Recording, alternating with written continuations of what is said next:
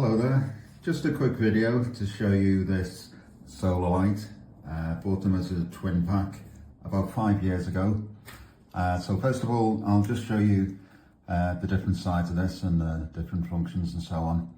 So this is the front panel, which has the 78 LED lights on there. And if you're a bit nerdy like me, you can count them if you like. That's 6 by 5 there. Same there, so that's 30 each side, which is 60, and then 5 there, which is 70, 4 and 4, so 78 altogether. Okay, and in the middle there, this is the motion sensor, and just below that, if I zoom in a bit more, you can see this little button just here, and that's the button to switch it on and also to cycle through the various modes you can set it to. Okay, so I'll show that in a moment. And then on the top here, which will be the top when it's fitted upright like that, is the solar panel across there. Looks like the familiar style of solar panel on there. And on the back, it's just blank basically, just screw holes there where the back's fitted on.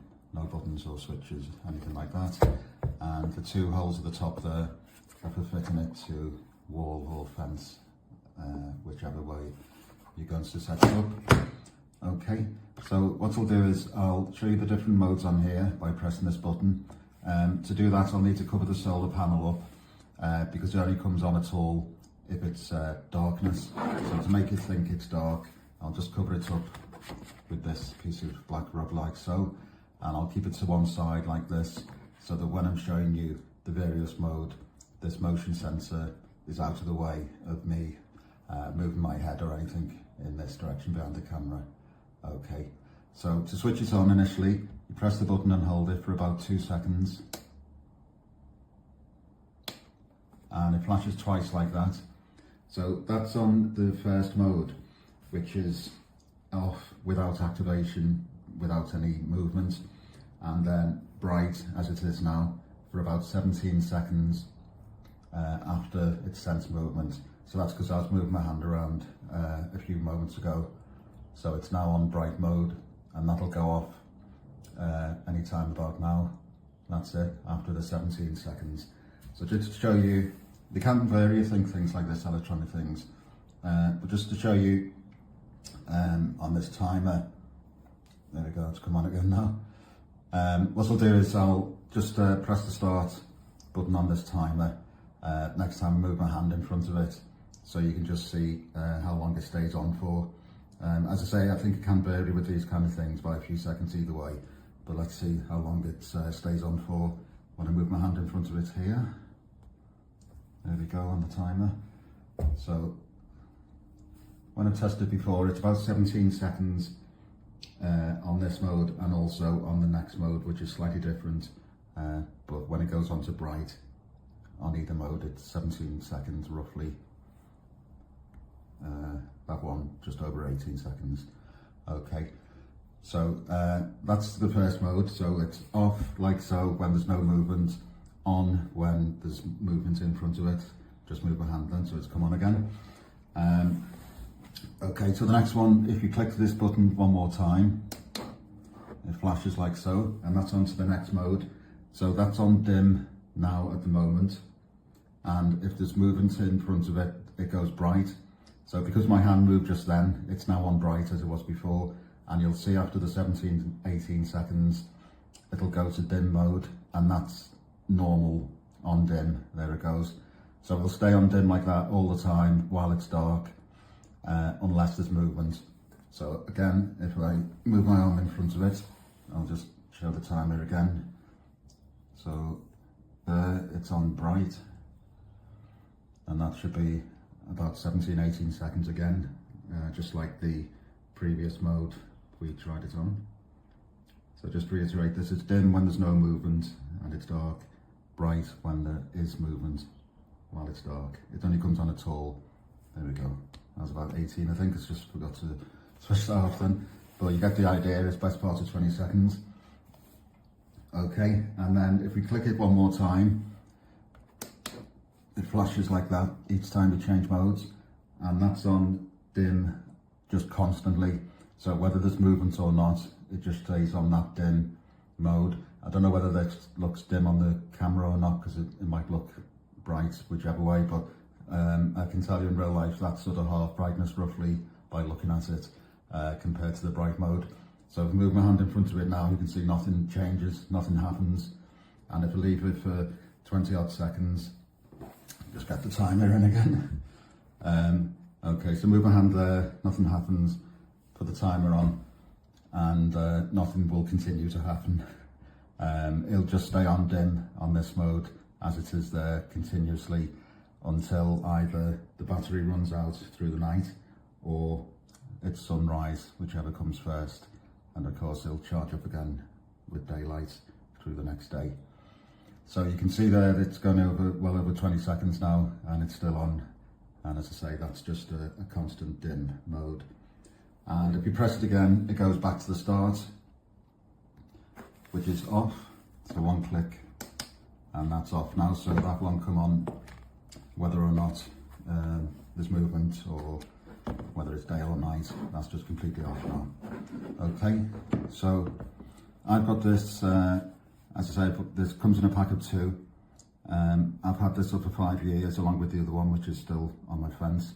Just taking this down for the video here. And they've been really good, haven't had any problems with them. The sensor is very sensitive, which is why I had to turn it away from me then, because even moving sort of here near it will set it off.